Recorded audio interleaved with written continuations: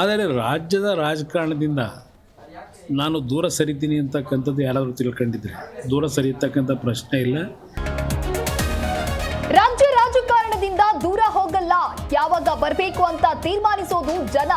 ವಾಪಸ್ ಬಗ್ಗೆ ದಳಪತಿ ಸ್ಪಷ್ಟನೆ.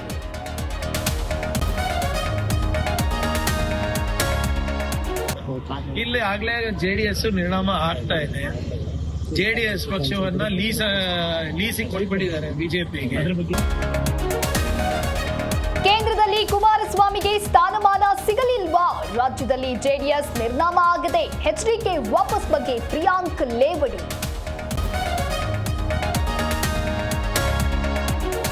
ರೆಡ್ಡಿ ಪಾದಯಾತ್ರೆ ಪ್ಲಾನ್ ಟೂರ್ಸ್. ಶನಿವಾರ ಬಳ್ಳಾರಿಯಲ್ಲಿ ಬೃಹತ್ ಸಮಾವೇಶಕ್ಕೆ ಸ್ಕೆಚ್. ಕಾಂಗ್ರೆಸ್ ವಿರುದ್ಧ ತೊಡೆ ತಟ್ಟಲಿರುವ ರೆಡ್ಡಿ ರಾಮುಲು.